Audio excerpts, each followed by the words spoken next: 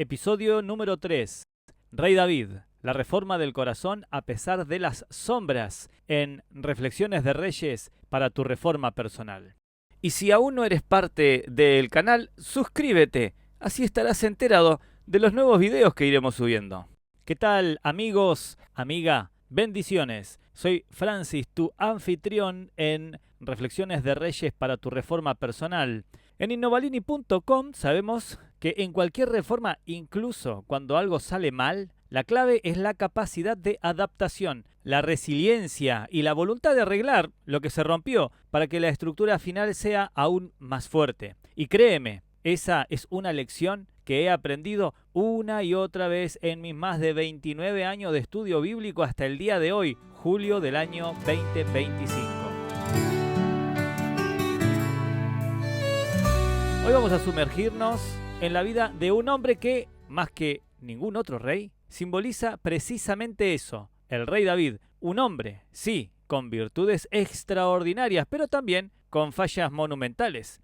Sin embargo, a pesar de sus sombras, fue un hombre conforme al corazón de Elohim. Su historia te mostrará cómo la gracia divina y el arrepentimiento genuino pueden transformar, pueden reformar tu vida, incluso después de las caídas más profundas. Así que prepárate para descubrir cómo sus experiencias impactarán tu trabajo, tu familia, tus relaciones, tu matrimonio, la forma en la que guías a tus hijos, tu economía, tu actitud y tu aptitud. Vamos a ello. Además, recuerda que puedes usar las marcas de tiempo para navegar a lo largo de todo este episodio, para oír o reoír aquellas partes que creas más relevante.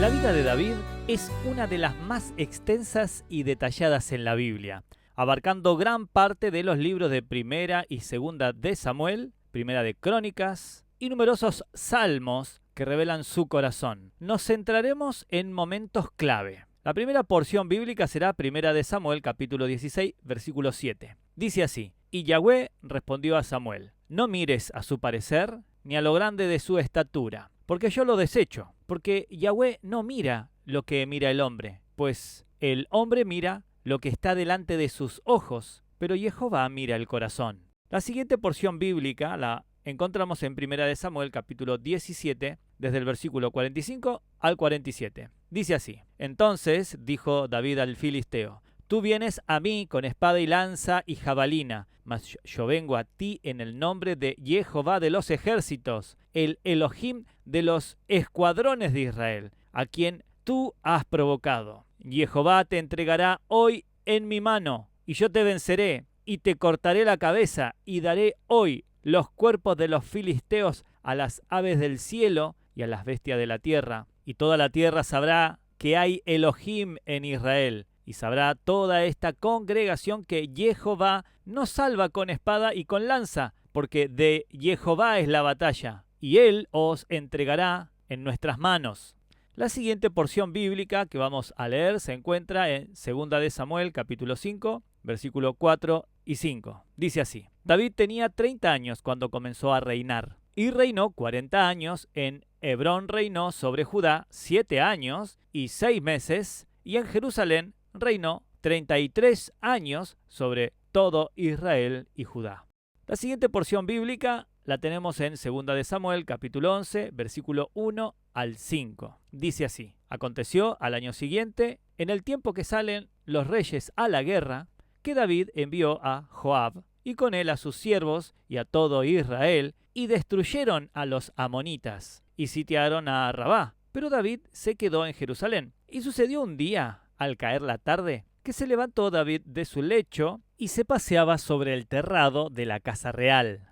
Y vio desde el terrado a una mujer que se estaba bañando, la cual era muy hermosa. Envió David a preguntar por aquella mujer, y le dijeron: Aquella es Betsabé, hija de Eliam, mujer de Urías Eteo. Y envió David mensajero, y la tomó, y vino ella a él, y él durmió con ella. Luego ella se purificó de su inmundicia, y se volvió a su casa. Y concibió la mujer, y envió a hacerlo saber a David, diciendo: Yo estoy encinta. Fin del texto bíblico.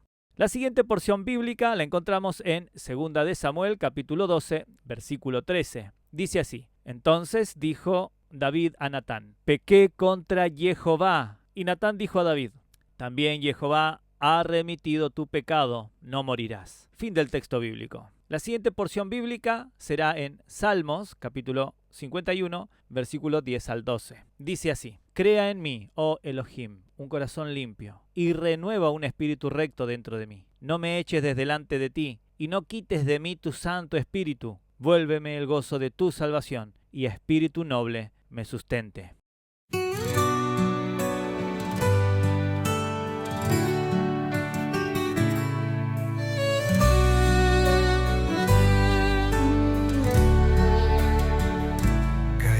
Sombra, lejos de ti, mi orgullo y deseo me hicieron huir.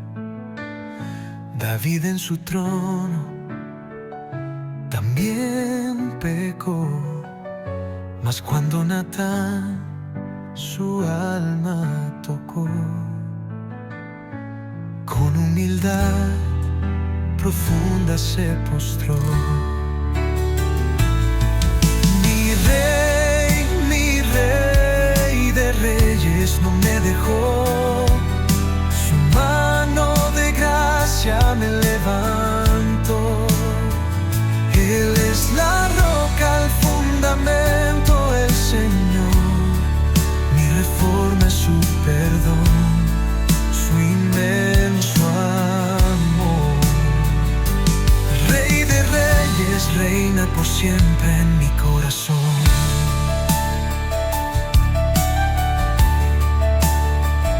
La espada en mi casa, el dolor de crecer, las fallas del padre que al hijo hace ver.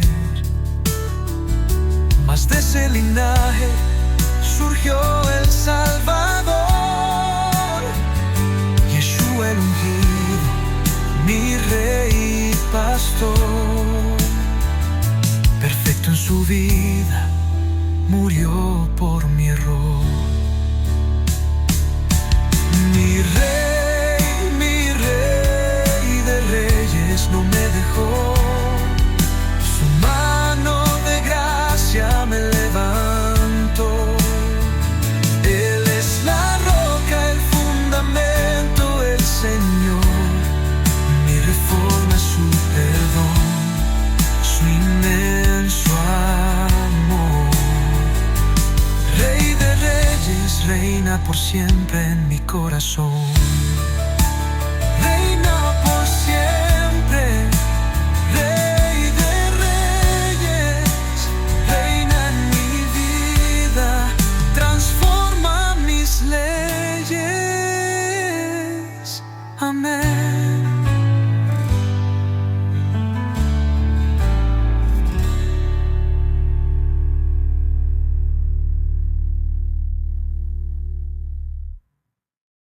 Vamos a adentrarnos a la explicación teológica central, a la historia viva y sus decisiones claves. David, el hijo de Isaí, de la tribu de Judá, no era el candidato obvio a rey. Era el menor de sus hermanos, un simple pastor, pero Elohim no mira la apariencia, sino el corazón, como lo hemos podido leer hace un instante en 1 de Samuel capítulo 16, versículo 7. Pero antes de sumergirnos en la audacia de David frente al gigante Goliat, amigo, amiga, hermano y hermana que me estás escuchando, permíteme que te invite a explorar un misterio que a menudo intriga a quienes leen la Biblia. El origen de estos gigantes, como Goliat, y cómo es que aparecen en la historia de la raza humana, incluso después del gran diluvio. Las escrituras nos hablan de los Nefilim, o gigantes en muchas traducciones, desde antes del diluvio. Génesis capítulo 6, versículo 4 nos dice: había gigantes en la tierra en aquellos días, y también después que entraron los hijos de Elohim a las hijas de los hombres, y les engendraron hijos. Estos fueron los valientes que desde la antigüedad fueron varones de renombre. Fin de la cita bíblica. La interpretación tradicional de hijos de Elohim se refiere a seres celestiales, es decir, ángeles caídos, conocidos en algunas tradiciones como vigilantes, que se unieron con mujeres humanas, dando origen a una descendencia de gran tamaño y maldad. Este fue uno de los más grandes males que, según la Biblia, provocaron el juicio del diluvio universal, buscando limpiar la tierra de tanta corrupción. Ahora bien, la pregunta que surge es, ¿cómo es que después del diluvio, cuando se supone que toda vida no preservada en el arca fue aniquilada, seguimos encontrando menciones de gigantes en la tierra, como los hijos de Anac o los refaitas, de cuya estirpe descendía Goliat? Lo leemos, por ejemplo, en Números, en el libro de Números, capítulo 13, versículo 33, que dice: cuando los espías temieron entrar a la tierra prometida. Dice así: también vimos allí gigantes, los hijos de Anac, raza de los gigantes, y fuimos nosotros, a nuestro parecer, como langostas, y así les parecíamos a ellos. Fin del texto bíblico. Aquí hay varias interpretaciones y tradiciones que intentan explicar esta persistencia. Una es que el término Nefilim no siempre se refiere a la descendencia de ángeles, sino también a hombres de gran estatura y poder que surgieron después, quizás por mutaciones genéticas o linajes específicos. Otra perspectiva es que la corrupción de Génesis capítulo 6 no fue totalmente erradicada en la tierra, o que hubo una segunda incursión de seres espirituales tras el diluvio. Sin embargo, una de las fuentes extrabíblicas más conocidas que abordan esto es el libro de Enoc, un texto considerado apócrifo, es decir, no parte del canon bíblico aceptado por la mayoría, pero muy influyente en el pensamiento judío y cristiano primitivo. El libro de Enoc elabora en gran detalle la historia de los vigilantes y sus descendientes, los Nefilim, explicando cómo su corrupción original fue tan profunda que sus espíritus persisten como demonios, o que una nueva generación de gigantes surgió de alguna manera después del diluvio. Aunque no es escritura canónica, nos muestra cómo las mentes antiguas intentaban conciliar estos relatos. Lo importante para nosotros es que la Biblia es clara. Estos gigantes, como Goliat y sus hermanos, los que David y sus valientes enfrentaron, como Hishvi, Benov, Saf, el de 6 dedos, todos descendientes de los refaitas de Gat. Lo podemos leer en 2 de Samuel, capítulo 21, versículo 16 al 22. Esta era una amenaza tangible para el pueblo de Israel. Eran un remanente de una estirpe de maldad y gran tamaño que Elohim había permitido que permanecieran para probar la fe y la obediencia de su pueblo. La existencia de estos gigantes es un testimonio de la continua batalla espiritual y física contra las fuerzas del mal, y David, nuestro joven pastor, estaba a punto de enfrentarse a uno de los más temibles.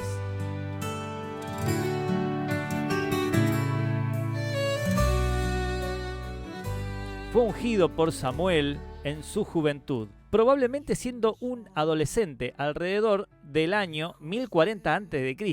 David se convirtió en rey a los 30 años y reinó por 40 años. 7,5 en Hebrón sobre Judá y 33 años en Jerusalén sobre todo Israel. Así lo hemos podido ver en 2 de Samuel, capítulo 5, versículo 4 al 5. Sus primeros años fueron marcados por una fe audaz y una humildad notable. ¿Recuerdan la historia de Goliat? 1 de Samuel, capítulo 17, desde el versículo 45 al 47. Con una honda y 5 piedras, David, siendo solo un joven, venció al gigante filisteo, demostrando que su confianza no estaba en armas humanas, sino en el nombre de Jehová de los ejércitos. Y aquí un dato curioso, porque, por supuesto, en Reflexiones de Reyes para tu reforma personal, también te traemos datos curiosos. Y este es uno de ellos, que a menudo pasa desapercibido. ¿Por qué David tomó 5 piedritas lisas del arroyo si solo necesitaba una para derribar a Goliat? Esto así lo podemos leer en 1 de Samuel, capítulo 17, versículo 40, que dice así: y tomó su cayado en su mano, y cogió 5 piedras lisas del arroyo y las puso en su saco pastoril, en el zurrón que traía, y tomó su honda en su mano y se fue hacia el filisteo. Fin del texto bíblico.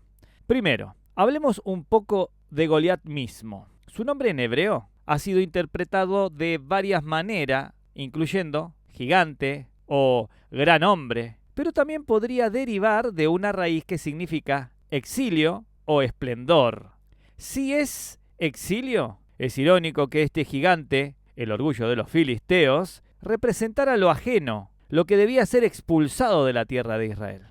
Hay varias interpretaciones que nos dan una idea del pensamiento de David, y todas ellas refuerzan su fe y astucia. La primera, preparación para múltiples enemigos y el misterio de los gigantes. La más común es que David era un pastor experimentado y un guerrero pragmático. Sabía que Goliat no venía solo. La Biblia menciona que Goliat tenía un escudero. Primera de Samuel, capítulo 17, versículo 7. Además, los filisteos no solían enviar a un solo campeón. A menudo, los hermanos o parientes del campeón también eran guerreros formidables. De hecho, más tarde en la historia de David, la Biblia nos revela que David y sus hombres tuvieron que enfrentarse a otros 4 gigantes filisteos, todos ellos descendientes de Goliat o de su linaje de refaítas. Esto lo leemos en 2 de Samuel, capítulo 21, versículo 16. Dice así: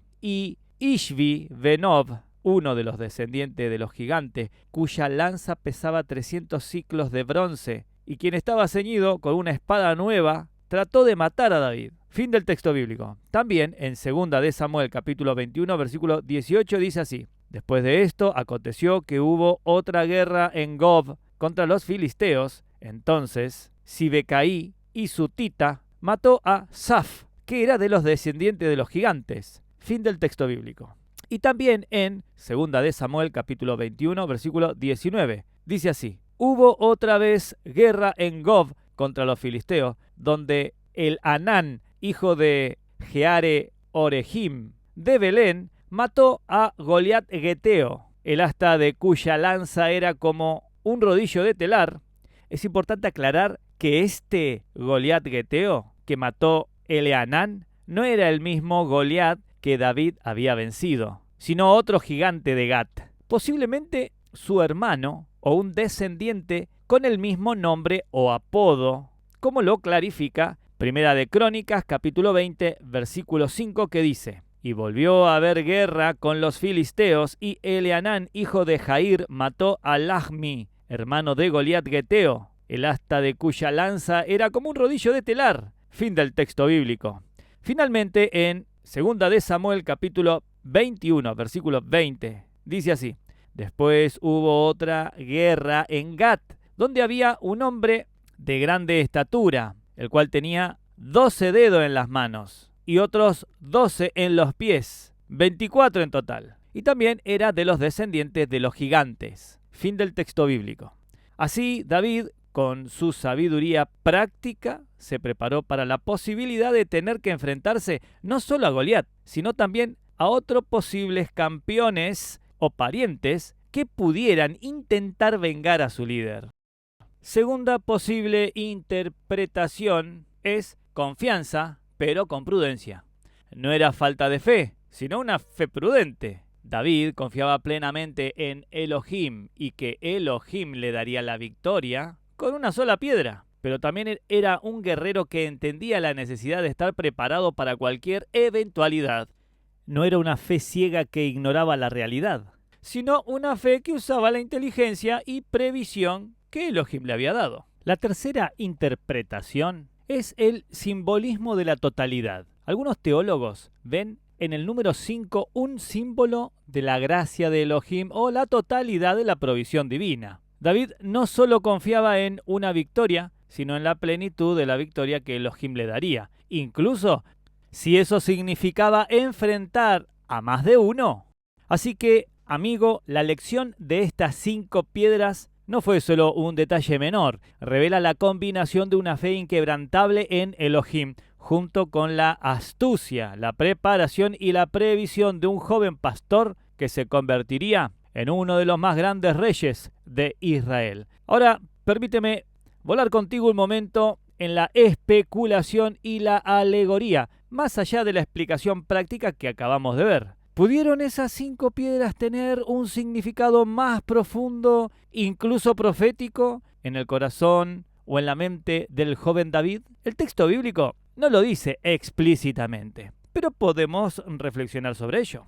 Considera esto: si sumamos a Goliat, el primero, y los 4 gigantes que mencionamos en 2 de Samuel, en el capítulo 21, en el versículo 16, en el versículo 18, en el versículo 19 y en el versículo 20, son precisamente 5 grandes gigantes contra los que el linaje de David y su ejército lucharon a lo largo del tiempo. ¿Podría ser que de alguna manera misteriosa, en la mente inspirada del joven David o por una sutil guía divina, esas 5 piedras representaban no solo su preparación pragmática, sino también una profecía velada de las futuras batallas que él y su linaje librarían contra los remanentes gigantes de los filisteos? Posiblemente siguiendo la guía intuitiva de Elohim, David fue movido a llevar una cantidad de piedras de la que él mismo ignoraba el porqué completo en ese momento. Y en ese mismo acto de preparación sobrenatural, con la elección de esas 5 piedras, pudo ser que Satanás fue advertido, que el enemigo espiritual, al ver la provisión y la preparación de Elohim a través de David para vencer no solo un gigante, sino la amenaza completa a esa estirpe, reaccionó. Quizás en su desesperación, Satanás envió a los hermanos de Goliat, es decir, los otros gigantes de Gat y sus descendientes, a una aventura de destrucción posterior, intentando frustrar el plan de Elohim a través de David y su linaje. Pero David y sus valientes ya estaban, de alguna manera, divinamente preparados para esa oposición futura. Como si su inconsciente, o el espíritu de Elohim actuando en él, ya estuviera anticipando que la victoria no sería solo contra ese Goliat, sino contra toda su estirpe. Alegóricamente, esas 5 piedras podrían simbolizar también la plenitud de la provisión de Elohim para cada desafío que David enfrentaría, o quizás los 5 misterios o aspectos del liderazgo que Elohim le daría para gobernar su pueblo. Es una hermosa especulación, ¿no crees? Que incluso en un acto tan simple como recoger piedras, el Rey eterno, el Rey que siempre reina, ya estaba delineando el gran tapiz de lo que vendría. Esta victoria lo catapultó a la fama y al favor del pueblo. Sin embargo, el camino de David al trono no fue fácil. Experimentó años de persecución cruel por parte del rey Saúl, a pesar de la lealtad que David le mostró. David tuvo múltiples oportunidades de eliminar a Saúl, pero se negó a levantar su mano contra el ungido de Jehová. Esta paciencia y respeto por la autoridad divina, incluso cuando le era hostil, son un testimonio de su carácter. Pero la vida de David no fue perfecta. De hecho, uno de los momentos más oscuros y cruciales de su reinado fue el pecado con Betsabé y el asesinato de Urías, como lo puedes leer en 2 de Samuel capítulo 11, desde el versículo 1 al 17. Mientras los reyes salían a la guerra, David se quedó en Jerusalén. Desde su terrado, vio a Betsabé bañándose, la codició, la tomó y ella concibió. Para ocultar su pecado, David intentó manipular a su esposo, Urías el Eteo, el fiel soldado. Cuando la manipulación falló, David orquestó su muerte en batalla. Estas fueron picardías de pecado, horribles. No solo adulterio y asesinato, sino también el abuso de su poder real. ¿Por qué esta prohibición del adulterio y del asesinato? Bueno, tenemos que remontarnos a Éxodo capítulo 20, versículo 13 y 14. Y es claro, porque dice, no matarás, no cometerás adulterio. Estas prohibiciones son mandamientos fundamentales porque atacan el corazón de la vida y la relación. El asesinato quita la vida que solo Elohim da, el adulterio destruye la confianza matrimonial, la base de la familia, y por extensión, de la sociedad. La motivación de David aquí fue una combinación de lujuria, soberbia, creyendo que su posición de rey le permitía salirse con la suya, y una arrogante subestimación de las consecuencias divinas. No actuó por miedo o impaciencia como Saúl, sino por un deseo egoísta y un abuso de poder. La confrontación que hemos leído del profeta Natán en 2 de Samuel, capítulo 12, versículo 1 al 12, fue el punto de inflexión. David, al ser confrontado con su pecado a través de una parábola, finalmente se derrumbó y confesó, porque contra Jehová, así lo leemos en 2 de Samuel, capítulo 12, versículo 13. Esta respuesta, a diferencia de Saúl, que se justificó, es lo que marcó a David como un hombre conforme al corazón de Elohim. Su capacidad de arrepentimiento genuino y un anhelo de perdón y restauración.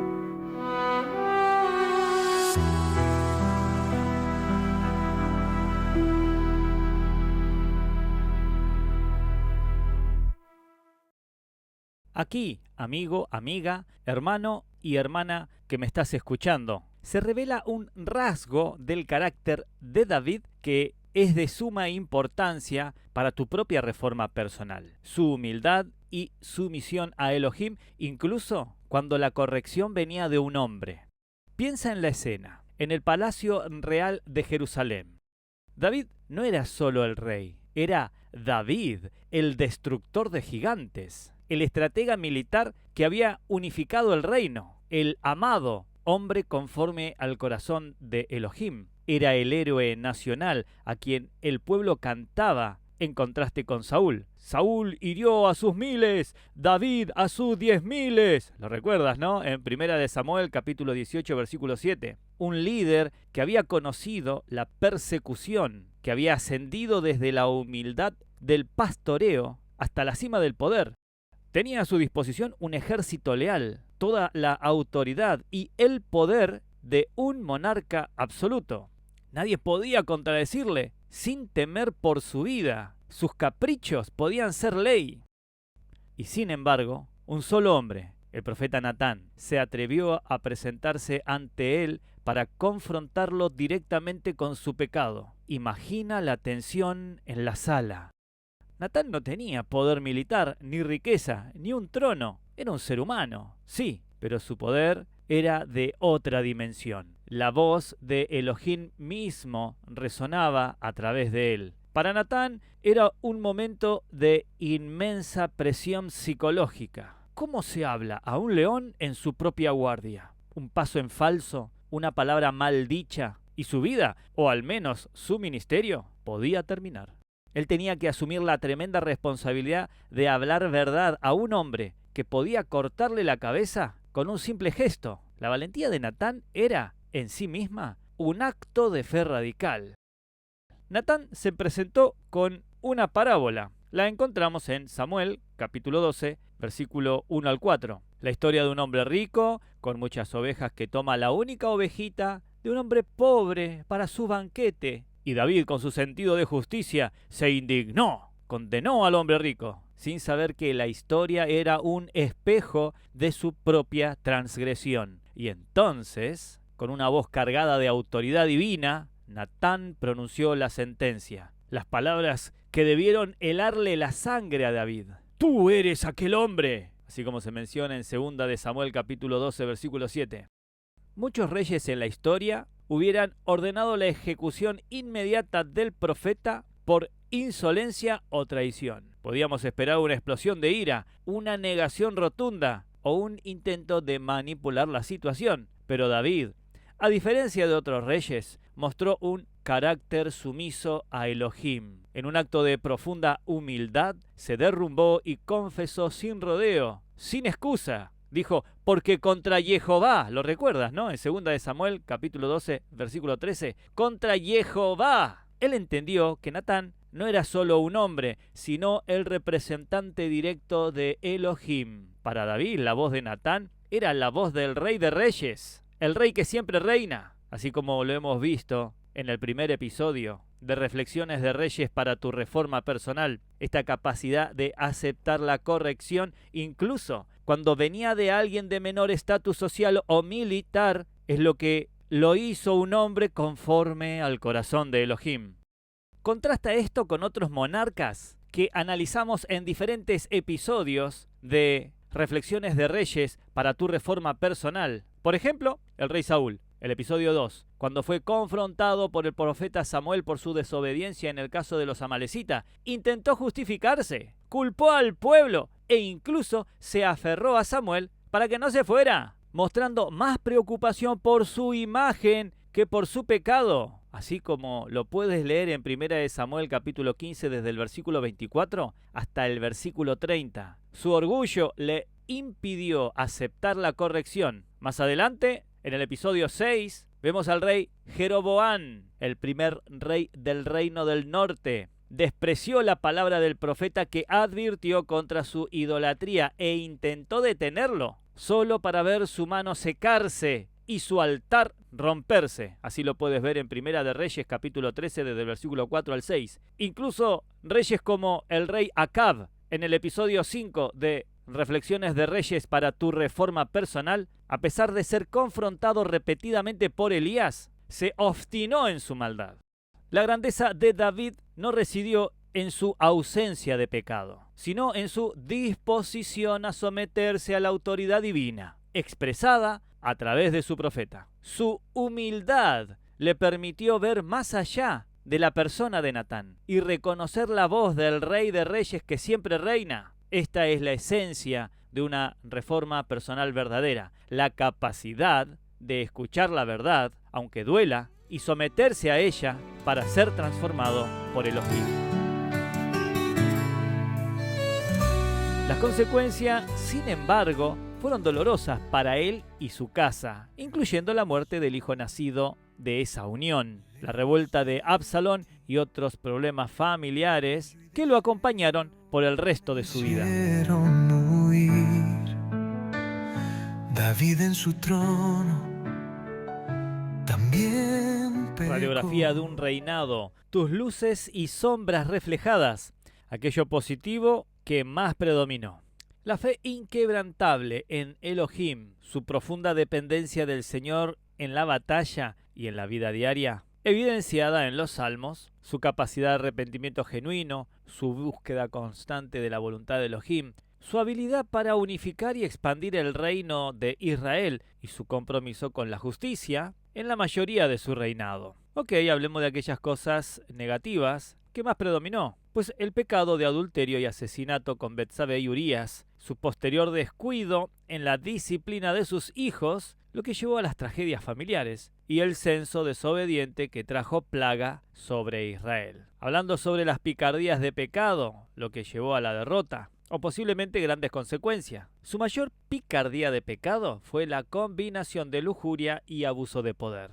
Claro está en el asunto de Betsabé y Urías. Esta decisión, tomada desde la comodidad de su palacio en lugar de estar en el campo de batalla, reveló una complacencia peligrosa que desató una cascada de consecuencias dolorosas para él y su familia. También su desconfianza en Elohim al realizar un censo del pueblo sin autorización divina. Y hablando de picardías de pecado y sus consecuencias, no podemos ignorar las dolorosas tragedias que surgieron en la propia casa de David, directamente relacionadas con su falta de disciplina y las repercusiones de su propio pecado con Betsabé. Es un recordatorio crudo de que, aunque Elohim perdona, las consecuencias terrenales pueden ser devastadoras, especialmente en el legado familiar. Este es un espejo brutal para tu propia reforma personal.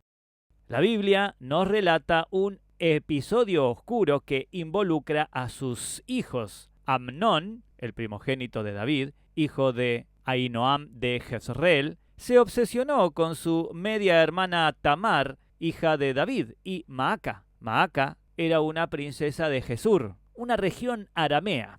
Si bien la Biblia no detalla explícitamente la influencia cultural directa de Maaca en sus hijos, sabemos que las culturas circundantes a Israel, como la aramea o la cananea, a menudo operaban bajo códigos morales y legales muy diferentes a la ley mosaica. En estas sociedades, la noción de un rey con poder absoluto podía llevar a una impunidad percibida. Y las normas de pureza sexual y justicia no eran tan rigurosas como las divinamente establecidas para Israel. David, al traer a esposas de diversas culturas a su harén, introducía también diferentes influencias en la crianza de sus hijos, lo que pudo diluir la autoridad de la Torá en la esfera familiar.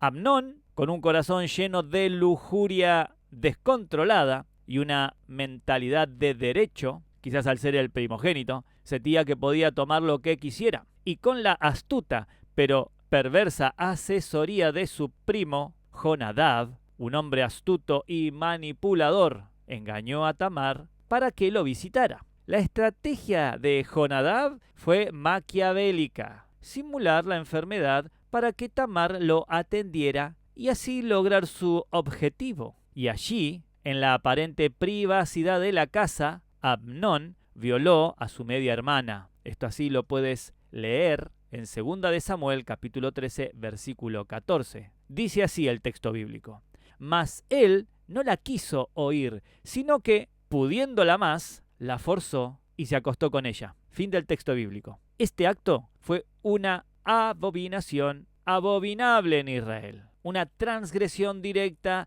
de la ley divina sobre el incesto. Lo puedes ver en Levítico capítulo 18, versículo 9, que dice: la desnudez de tu hermana, hija de tu padre o hija de tu madre, nacida en casa o nacida fuera de casa, su desnudez no descubrirás. Y también lo puedes ver en Deuteronomio capítulo 27, versículo 22, que dice: maldito el que se acostare con la hermana de su padre o con la hermana de su madre. Y dirá todo el pueblo: amén. Fin de la cita. Lo más desgarrador es la respuesta de Amón después del acto. Su odio hacia Tamar fue mayor que el amor con que la había deseado y la echó fuera. Así lo podemos leer en 2 de Samuel capítulo 13, versículo 15, que dice: luego la aborreció Amnón con tan grande odio que el odio con que la aborreció fue mayor que el amor con que la había amado. Y le dijo a Amnón: levántate y vete. Fin de la cita. Tamar quedó devastada, viviendo como una mujer desolada. Lo podemos leer en 2 de Samuel capítulo 13, versículo 20, y dice: y Tamar se quedó desolada en casa de Absalón su hermano. Fin del texto bíblico. Y aquí, amigos, amiga, hermano, hermana, es donde el fallo de David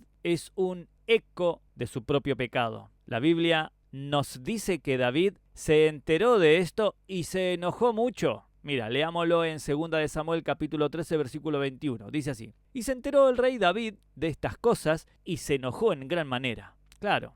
Sin embargo, he aquí está el punto crucial para tu reforma personal. David no disciplinó a Amnón por este crimen atroz. Su silencio, su inacción, su incapacidad de aplicar justicia en su propia casa abrió la puerta a una tragedia aún mayor. Fue el error de un padre que, quizás por su propia culpa no resuelta o por una debilidad en su carácter en ese momento, no ejerció la autoridad que debía. Esa falta de corrección y disciplina por parte del rey permitió que la amargura, el dolor, el deseo de venganza crecieran en el corazón de otro de sus hijos. Ese fue Absalón, hermano de Tamar, por parte de madre. Ambos hijos de Maaca. Absalón, un hombre ambicioso y carismático, observó la inacción de su padre y el sufrimiento de su hermana. En su mente, la justicia debía ser vengada. Y lo hizo de la forma más fría y calculada. Por 2 años guardó su resentimiento. Luego, en un acto de engaño premeditado y venganza metódica,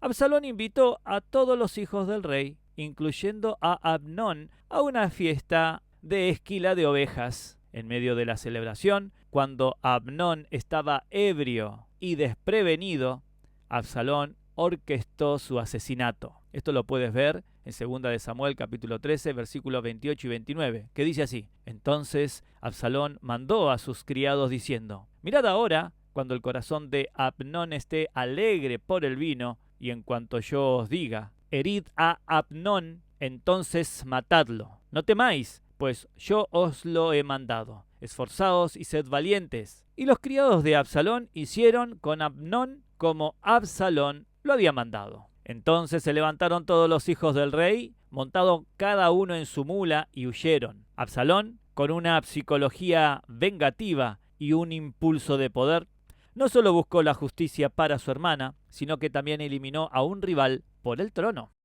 Este ciclo de pecado, falta de disciplina y venganza es una consecuencia directa de la profecía de Natán a David por su pecado con Betsabé y Urías. ¿Lo recuerdas en 2 de Samuel capítulo 12 versículo 10? Que dice: por tanto ahora no se apartará jamás de tu casa la espada, por cuanto me menospreciaste y tomaste la mujer de Uría Eteo para que fuese tu mujer. La espada de la violencia y la disfunción familiar se manifestó trágicamente. Los hijos de David, al ver a su padre cometer graves pecados y luego no aplicar la justicia o la disciplina en su propia casa, aprendieron que las reglas podían ser quebrantadas y que las consecuencias podían ser evadidas o tomadas por su propia mano. La falta de corrección y disciplina de David provocó estos resultados desastrosos.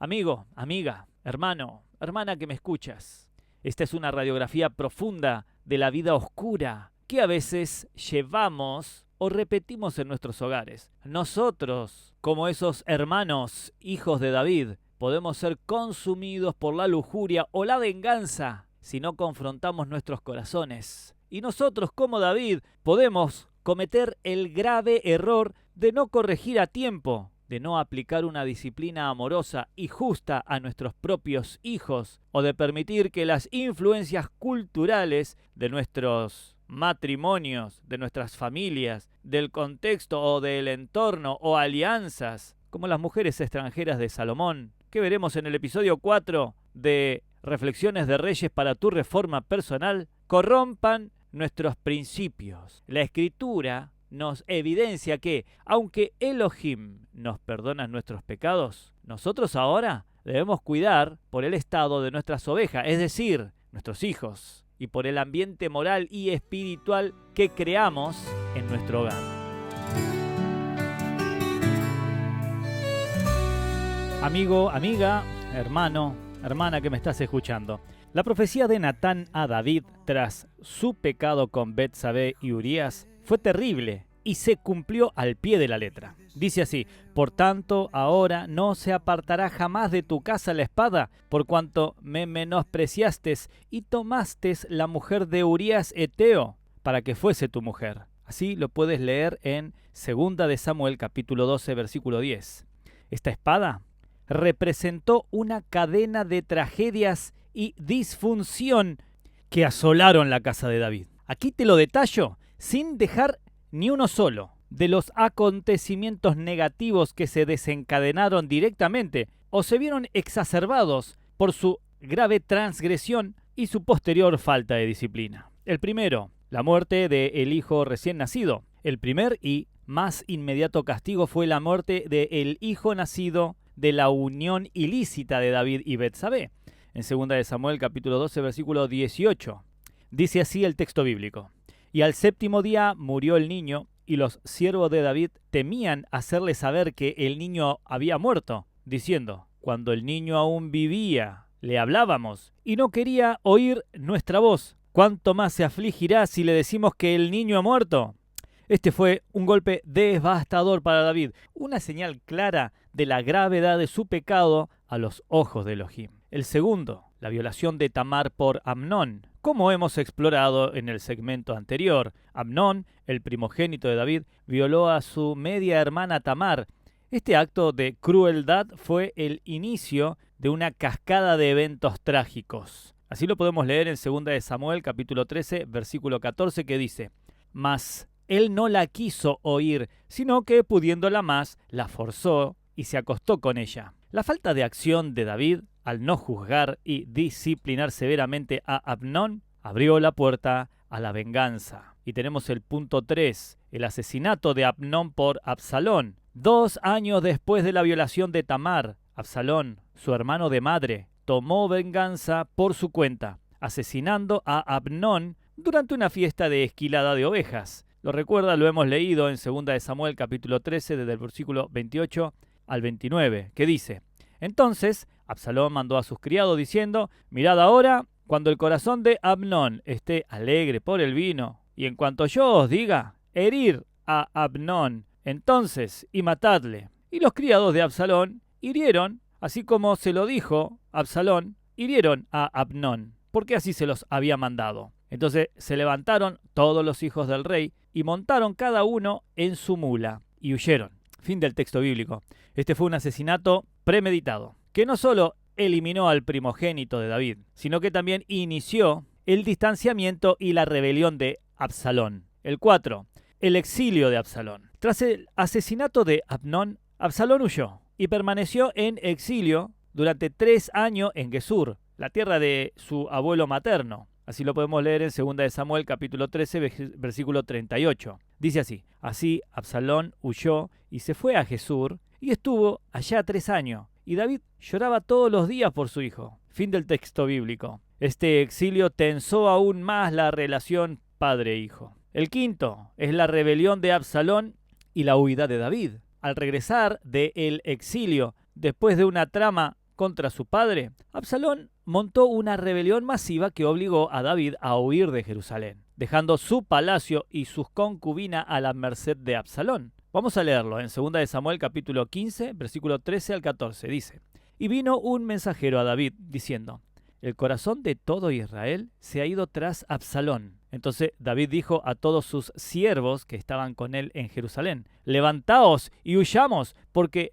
no podremos escapar de delante de Absalón. Daos prisa a salir, no sea que, apresurándose él, nos alcance y nos cause algún mal y hiera la ciudad a filo de espada. Fin del texto bíblico. Esta fue una de las mayores humillaciones de David. Sexto, la deshonra pública del harén de David por Absalón. Es un acto simbólico de tomar el reino y deshonrar a su padre. Absalón se acostó públicamente con las concubinas de David en la azotea del palacio. 2 de Samuel capítulo 16 versículo 22. Increíble. Fíjate cómo dice: así tendieron a Absalón una tienda en el terrado y entró Absalón a las concubinas de su padre a vista de todo Israel. Fin del texto bíblico. Esto cumplió una parte específica de la profecía de Natán a David.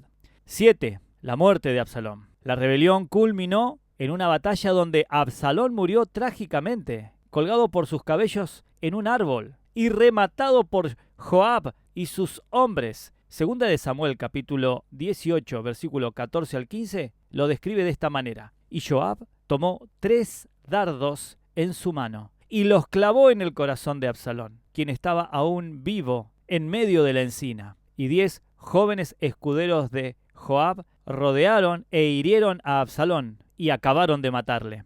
Fin del texto bíblico. La muerte de su hijo causó un dolor inmenso a David.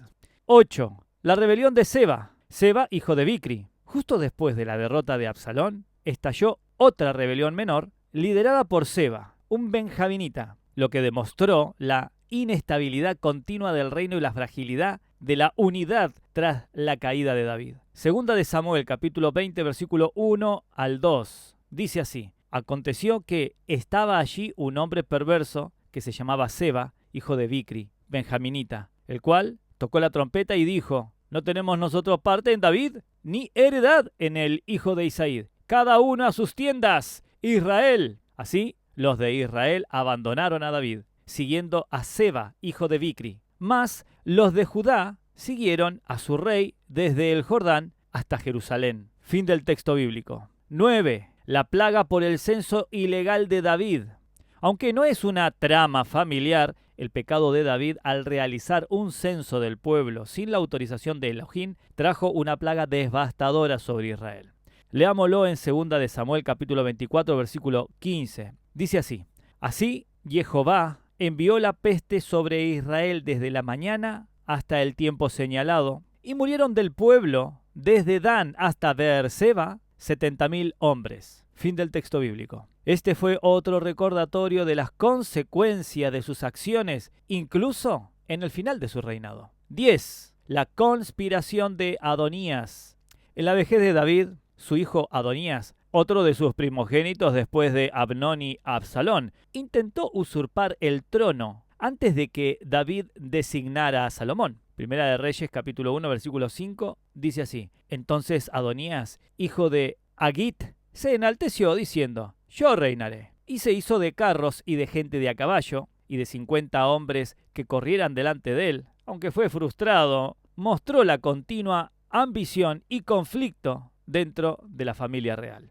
Como puedes ver, estimado amigo y amiga, hermano y hermana, la espada realmente no se apartó de la casa de David. Es una lección sombría pero poderosa sobre las consecuencias a largo plazo de las decisiones morales, especialmente cuando hay una falta de corrección y disciplina en el hogar. La Escritura nos evidencia que nuestras propias acciones, por muy perdonadas que estén ante Elohim, pueden sembrar semillas de problemas que cosecharemos en nuestras familias y relaciones.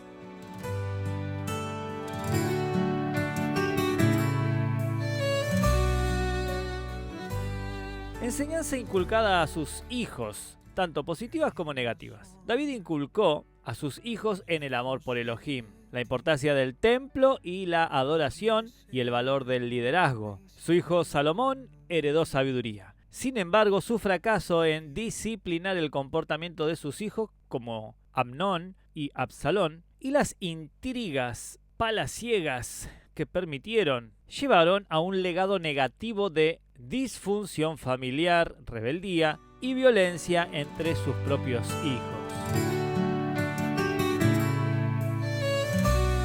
Análisis de éxito y decadencia espiritual en el reinado.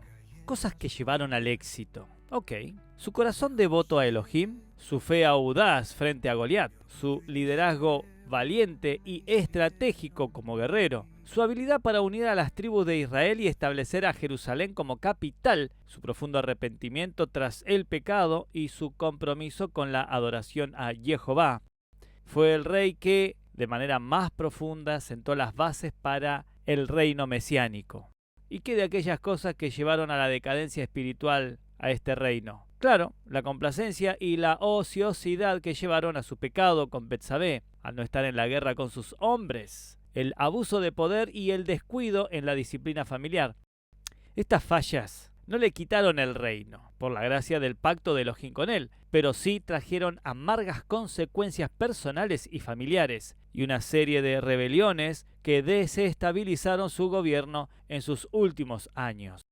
En cuanto al motivo de su muerte y consecuencias bíblicas, David murió de vejez, habiendo reinado 40 años. Así lo podemos ver en Primera de Reyes, capítulo 2, versículo 10 al 11. A diferencia de Saúl, su muerte no fue resultado directo de una derrota en batalla o un suicidio, sino el fin natural de una vida.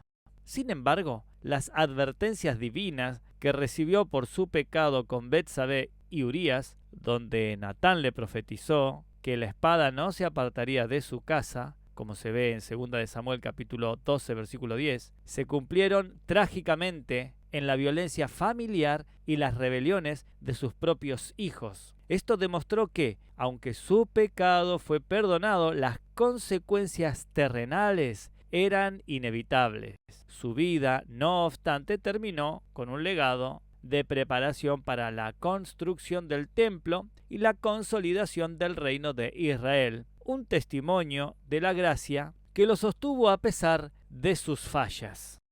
En cuanto a la familia real, la conexión al linaje de David. David era hijo de Isaí de la tribu de Judá. Tuvo múltiples esposas y concubinas, como era común en su tiempo. Algunas de las más notables fueron Mical, hija de Saúl, su primera esposa, Ahinoam de Jezreel, Abigail de Carmel, Maaca, madre de Absalón, Agit, madre de Adonías, Abital, Egla y por supuesto Betsabé, madre de Salomón y otros hijos. Tuvo numerosos hijos e hijas. Los herederos al trono fueron tema de intriga y disputa. Primero, Absalón, hijo de Maaca, intentó usurpar el trono.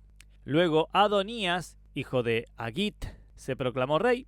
Sin embargo, el heredero que finalmente se sentó en el trono, por designación divina y confirmación de David, fue Salomón, hijo de Betsabé. La preservación de este linaje es crucial para el pacto davídico, según se puede leer en 2 de Samuel capítulo 7, versículo 12 al 16, donde Elohim prometió a David que su casa y su reino serían firmes para siempre, y que un descendiente suyo establecería un reino eterno. El milagro de este linaje no fue necesariamente en el nacimiento de Salomón, sino en la fidelidad de Elohim para llevar a cabo su promesa a pesar de los pecados de David y de las intrigas de sus hijos, asegurando que la línea mesiánica permanecería intacta.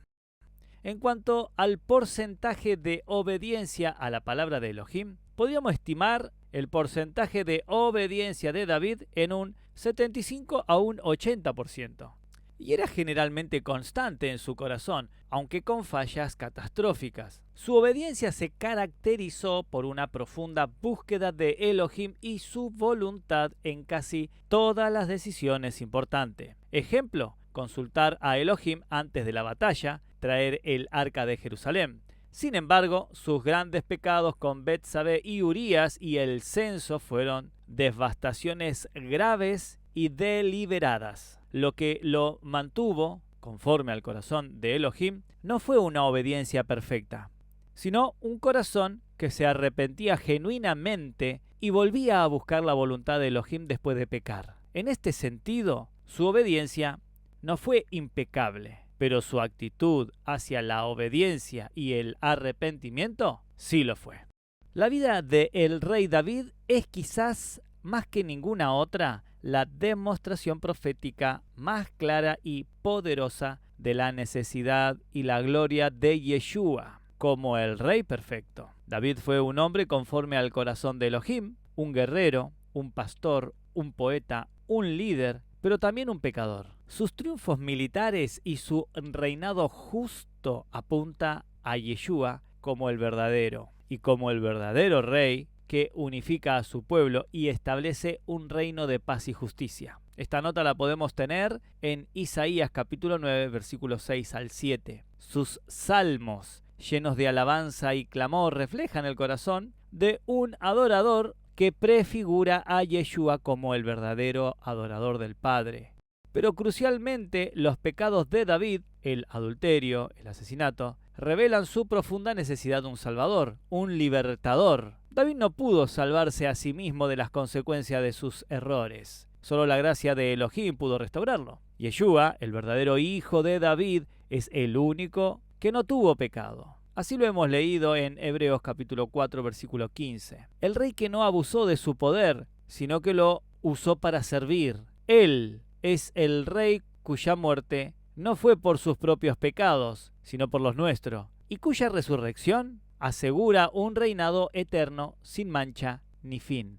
El pacto davídico de 2 de Samuel capítulo 7 versículo 12 al 16, que prometía un trono eterno para la descendencia de David, encuentra su cumplimiento definitivo en Yeshua. Él es el rey que finalmente establece el reino de Elohim, no solo sobre una nación, sino sobre los corazones de todos los que creen. La vida de David nos muestra la necesidad de un Mesías perfecto que pudiera hacer lo que ningún otro rey humano pudo: vivir sin pecado y ofrecer una salvación completa. Él es el rey, tu salvador, el único que puede reformar tu corazón y tu vida de una manera que ni el más grande de los reyes pudo lograrlo por sí mismo.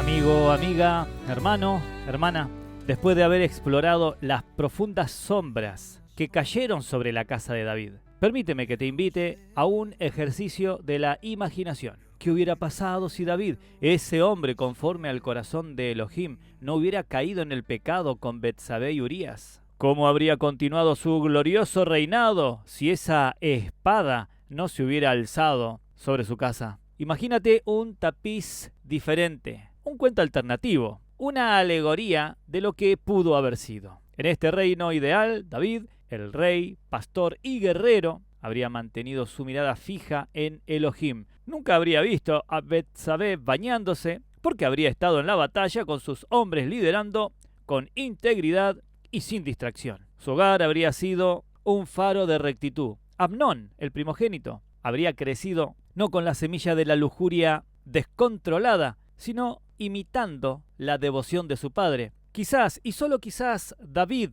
con un corazón aún más vigilante, le habría enseñado la pureza y el respeto por las mujeres de la ley de Elohim. Amnón habría sido un príncipe justo, con un corazón tierno, preparado para el liderazgo. Tamar, la dulce hija de David, jamás habría conocido la deshonra. Habría florecido en la corte real, un ejemplo de virtud y gracia. Quizás un día se casase con un noble digno, fortaleciendo alianza para el reino con honor.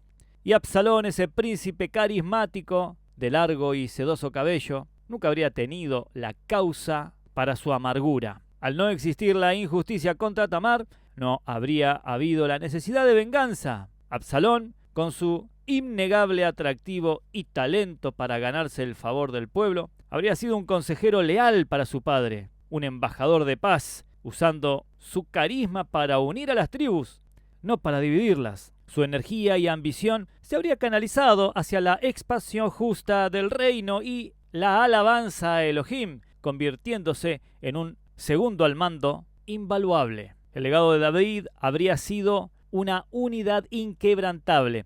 La transición al trono de Salomón habría sido aún más suave y sin las intrigas de Adonías. Salomón, nacido en un hogar donde la espada nunca entró, habría heredado no solo la sabiduría, sino una paz familiar y aún más profunda. Quizás, sin el precedente de la poligamia real y las alianzas políticas compradas con matrimonios, Salomón nunca se habría desviado con sus miles de mujeres extranjeras a sus ídolos. Su templo no habría estado flanqueado por altares paganos. Su sabiduría, sin las distracciones de un corazón dividido, lo habría llevado a una obediencia perfecta hasta el fin de sus días, y el reino nunca se habría dividido. Y el linaje davídico, habría fluido como un río sin obstáculo. Cada rey sucesor, un fiel custodio de la ley de Elohim, preparando el camino de una manera aún más pura para la llegada de Yeshua. Los salmos de David habrían sido cantados con las alegrías de un rey que nunca conoció la angustia de un pecado tan profundo. Habría sido un reino de paz y justicia ininterrumpida, un anticipo más claro del glorioso reinado del Mesías. Este tapiz alternativo, amigo, nos recuerda dos cosas. La primera, la devastadora capacidad de una sola decisión pecaminosa para alterar el curso de la vida y legados Y la segunda, la asombrosa gracia de Elohim, que incluso a través de las mayores fallas humanas logró tejer su plan perfecto y traer al Rey de Reyes y Señor de Señores a través del linaje de David. Porque la fidelidad de Elohim no depende de nuestra perfección, sino de su inquebrantable amor y su propósito eterno.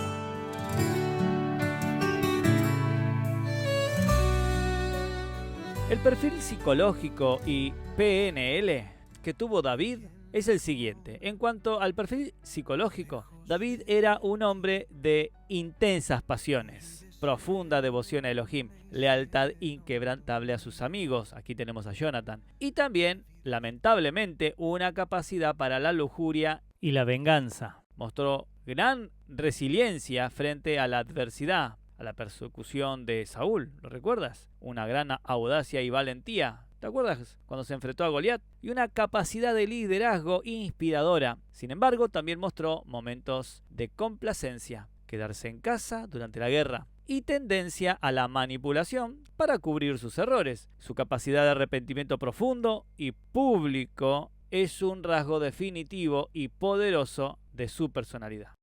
En cuanto a la PNL, la programación neurolingüística, sus mapas mentales. David tenía un mapa dominante de confianza en Elohim. De Jehová es la batalla, dijo, lo que le permitió logros increíbles. Sin embargo, también tenía mapas defectuosos que le hacían creer que su posición real le otorgaba ciertas licencias morales a lo que podía controlar las consecuencias de sus acciones. Sus anclajes. Su fe en Elohim era un ancla poderosa para la valentía y la perseverancia, pero también había anclajes de deseo y complacencia que, al activarse, podían llevarlo a decisiones desastrosas, el remordimiento y el dolor, como se ve ahí en Salmos 51. Se convirtieron en nuevos anclajes para el arrepentimiento y la búsqueda de restauración. En cuanto a las estrategias, su estrategia principal era consultar a Elohim antes de actuar. Una estrategia de éxito. Sin embargo, en su caída, usó estrategia de encubrimiento y manipulación, que inevitablemente fallaron. Su estrategia de recuperación fue el arrepentimiento, la confesión y la humillación ante Elohim. En cuanto a sus patrones, un patrón positivo fue la reiterada búsqueda de la dirección divina y su adoración constante. Un patrón negativo fue la complacencia en tiempos de éxito, que lo hizo vulnerable al pecado, y la tendencia a la manipulación para encubrir sus errores. La diferencia con Saúl fue que el patrón de David, después de pecar, era el patrón del arrepentimiento genuino. Y aquí está el punto explícito para ti que me estás escuchando ahí del otro lado. La historia de David nos grita que, aunque tengas un corazón generalmente inclinado hacia Elohim y tu actitud sea buena, la complacencia, el orgullo o un mapa equivocado sobre el poder pueden llevarte a caer. ¿Hay momentos en tu trabajo donde la complacencia te hace bajar la guardia? ¿Existen anclajes de deseo o ego en tus relaciones o en tu matrimonio que te hacen desviar de los principios divinos? David nos enseña que el camino a la reforma no es la perfección sin errores, sino la capacidad de identificar esos patrones, arrepentirte profundamente y volver al plan del Rey Eterno. Tu aptitud más importante para la reforma es la humildad para reconocer tus fallas y la fe para buscar el perdón y la redención. Ahora, por favor, tenme un poco más de paciencia. Deseo compartirte unas palabras. Amigo, amiga que me estás escuchando, hermano y hermana en la fe. Si alguna vez te has sentido abrumado por tus propios errores, si has pensado que la vida es una reforma fallida, la historia del rey David es para ti. Él no fue perfecto, ni mucho menos. Fue un hombre que, a pesar de grandes victorias, también conoció la amarga derrota del pecado. Pero lo que hizo un hombre conforme al corazón de Elohim fue su asombrosa capacidad para el arrepentimiento. En innovalini.com hemos visto reformas donde, a mitad de camino, descubrimos un problema estructural grave, una viga podrida, una fuga oculta. Esos son los momentos críticos. Puedes intentar ocultarlo, pintar encima, pero la podredumbre seguirá ahí. David, en su pecado, intentó ocultarlo. ¿Y qué dolor le causó? Mira, en el Salmos 32, versículo 3 al 4, dice así: mientras callé, se envejecieron mis huesos en mi gemir todo el día, porque de día y noche se agravó sobre mí tu mano. Se volvió mi verdor en sequedades de verano. Fin de la cita. Pero cuando Natán le confrontó, David no pintó encima, confesó. Esa es la clave de su reforma. 1. La audacia de la fe y la disciplina en tu trabajo y aptitud. David fue audaz en su juventud, enfrentando a Goliat con fe en Elohim. Bueno, lo hemos podido leer en 1 Samuel capítulo 17, versículo 45. ¿Y tú? ¿Estás llevando esa misma audacia y fe a tu trabajo? ¿O te conformas con la mediocridad por miedo al fracaso? Tu aptitud, esa habilidad única que tienes, debe ser usada para la gloria de Elohim. David era un músico, un pastor, un guerrero. Usó todas sus aptitudes para servir al rey, para servir a su rey. ¿Y tú? ¿Estás desarrollando tus talentos con excelencia, sabiendo que es para el Señor? Mira, en Colosenses, capítulo 3, versículo 23, dice: y todo lo que hagáis, hacedlo de corazón como para el Señor y no para los hombres. Fin del texto bíblico. La falta de disciplina en su vida adulta, al quedarse en casa cuando debía estar en la guerra, fue el caldo de cultivo para su pecado. Cuidado con la complacencia en tu carrera. Te pregunto, ¿estás llevando tu fe audaz y tu mejor aptitud a tu trabajo? ¿O te has vuelto complaciente, dejando la puerta abierta a la tentación? Segundo, la verdadera reforma en tus relaciones y matrimonio. Arrepentimiento genuino. El pecado de David con Betsabé fue una ruptura terrible de sus relaciones más sagradas, incluido su matrimonio y el de Urías. ¿Cómo se repara algo así? Con arrepentimiento genuino, no con excusa, no con culpas a otros, sino con la humilde y dolorosa confesión que vemos en Salmos capítulo 51, versículo 4, que dice: contra ti solo he pecado, y he hecho lo malo delante de tus ojos, para que seas reconocido justo en tu palabra y tenido por puro en tu juicio. Fin del texto bíblico. En cualquier matrimonio o relación que necesite reforma, no puedes simplemente ignorar las grietas. Tienes que ir a la raíz del problema, confesar tu parte, buscar el perdón y esforzarte por reconstruir la confianza. El arrepentimiento de David no borró las consecuencias, pero sí restauró su relación con Elohim, que es el fundamento de toda relación sana. Piensa en el rey Manasés, a quien veremos en un futuro episodio de Reflexiones de Reyes para tu reforma personal. Su maldad fue inmensa, pero su arrepentimiento tardío también lo fue, mostrando el poder de la gracia para una reforma radical.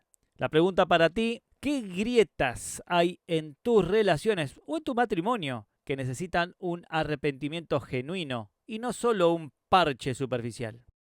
Tercero, el legado en tus hijos, tu economía, el costo de la indiferencia. Las consecuencias del pecado de David se manifestaron dolorosamente en sus hijos y en la estabilidad de su casa. La espada no se apartó de su linaje, como se mencionó en 2 Samuel, capítulo 12, versículo 10. Su falta de disciplina para con sus hijos abrió puertas a la tragedia. Amigo, amiga, hermano y hermana, tu reinado personal, la forma en la que vives, en que gestionas tu economía, en que manejas tu actitud, tiene un impacto directo en el legado que dejas. Si tus picardías de pecados, es decir, tus hábitos ocultos, tus desobediencias no confesadas, no son tratadas, pueden generar un costo altísimo para las generaciones venideras. ¿Qué tipo de legado estás construyendo para tus hijos? ¿Estás invirtiendo en su carácter y en su relación con el Rey Eterno? ¿O estás sembrando semillas de disfunción por tus propias omisiones? Recuerda que el rey Saúl, como vimos en el episodio 2, también dejó un legado de ruptura de pactos que afectó a sus hijos. Así que la pregunta para ti ahora es: ¿estás siendo intencional en edificar un legado de fe y obediencia para tus hijos? ¿O estás dejando que tus propias sombras dicten su futuro? La vida del rey David nos enseña que la reforma más profunda no es la ausencia de fallas, sino la presencia de un corazón que, a pesar de sus errores, busca apasionadamente a Elohim, confiesa su pecado y se somete a su voluntad. No te des por vencido en tu propia reforma personal. El Rey Eterno, a través de Yeshua, te ofrece la misma gracia y el poder para salvarte de tus caídas y seguir construyendo una vida conforme a su corazón. Así que ahora vamos a aquellos proverbios, estos proverbios que reflejan al rey. Aquí te dejo 5 proverbios que ilustran los aspectos negativos de la vida de David y que, aunque David cometió errores, reflejan su corazón arrepentido y sus virtudes que lo llevaron al éxito. Así que los proverbios que ilustran esos aspectos negativos de David y las consecuencias de sus errores, lo encontramos en estos 5. El primero es Proverbios capítulo 6, versículo 27 al 28. Dice, ¿tomará el hombre fuego en su seno sin que sus vestidos ardan? ¿Andará el hombre sobre brasas sin que sus pies se quemen? Este ilustra el peligro de la lujuria y el adulterio de David. El segundo es Proverbios capítulo 28, versículo 13. El que encubre sus pecados no prosperará, mas el que los confiesa y se aparta alcanzará misericordia. Este proverbio refleja el intento inicial de David de encubrir su pecado con Urías y la necesidad de su confesión. El tercer proverbio lo encontramos en el capítulo 19, versículo 20. Dice, oye el consejo y recibe la corrección para que seas sabio en tu final. Aunque David recibió la corrección de Natán, sus fallas en disciplinar a sus hijos le trajeron dolor. El cuarto proverbio lo encontramos en el capítulo 29, versículo 15. La vara y la corrección dan sabiduría, mas el muchacho consentido avergonzará a su madre. Este refleja la falta de disciplina de David con sus hijos y las consecuencias. El quinto proverbio lo encontramos en el número 11, versículo 2. Cuando viene la soberbia, viene también la deshonra, mas con los humildes está la sabiduría. Este proverbio nos muestra la soberbia de David al realizar el censo y su complacencia inicial.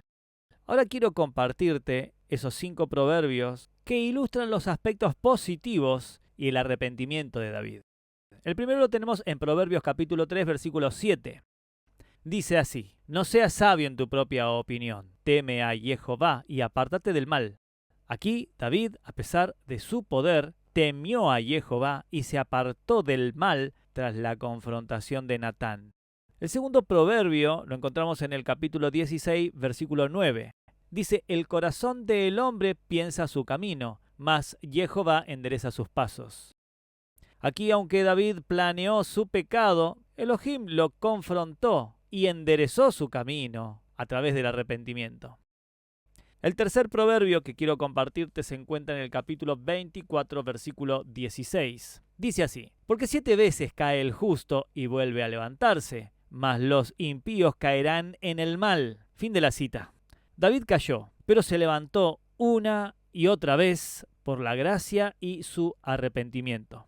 El cuarto proverbio lo encontramos en el capítulo 20, versículo 24. Dice así, de Jehová son los pasos del hombre. ¿Cómo pues enderezará el hombre su camino? ¿Lo has visto? David consultaba constantemente a Elohim en la mayoría de sus decisiones, confiando en su guía. El quinto y último proverbio que quiero compartirte se encuentra en el capítulo 28, versículo 13. Dice así, el que encubre sus pecados no prosperará, mas el que los confiesa y se aparta alcanzará misericordia. Este proverbio es clave para entender la restauración de David después de su confesión. Así que, estimado amigo, amiga que me has acompañado hasta este momento, gracias. Qué historia tan poderosa la del rey David. Espero que hayas sentido la resonancia de sus triunfos y sus caídas en tu propia vida. La reforma del corazón, amigo, amiga, hermano y hermana que me estás escuchando, no es para los perfectos, sino para los que, como David, están dispuestos a arrepentirse, a confesar y a volverse a aquel que es el único que puede restaurarnos. En nuestro próximo episodio, el episodio número 4, nos adentraremos en la vida del rey Salomón, el hijo de David. Exploraremos cómo la sabiduría y el discernimiento, dones preciosos de Elohim, pueden llevar a una prosperidad inmensa, pero también cómo el desvío del corazón puede traer la ruina a pesar de la grandeza. Así que prepárate y prepara tu corazón para la lección magistral sobre las prioridades en la vida. Te espero en la próxima Reflexión de Reyes para tu reforma personal.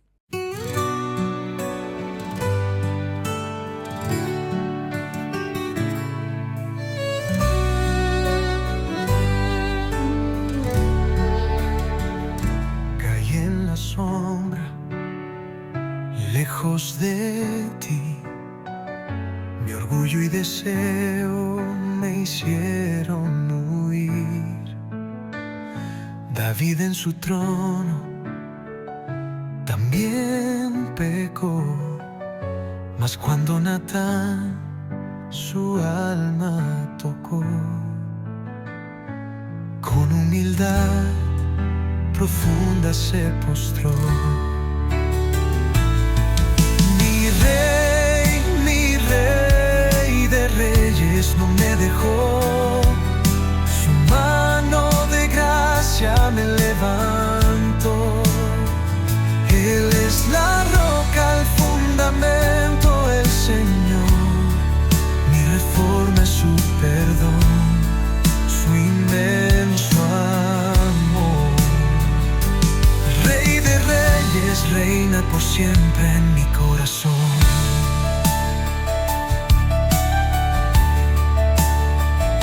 La espada en mi casa, el dolor de crecer, las fallas del Padre que al Hijo hace ver.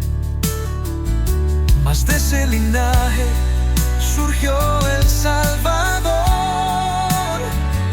Yeshua el ungido, mi Rey y Pastor. Perfecto en su vida, murió por mi error. Mi rey de reyes no me dejó, su mano de gracia me levantó. Él es la roca, el fundamento, el Señor. Mi reforma es su perdón, su inmenso amor. Rey de reyes, reina por siempre en mi corazón.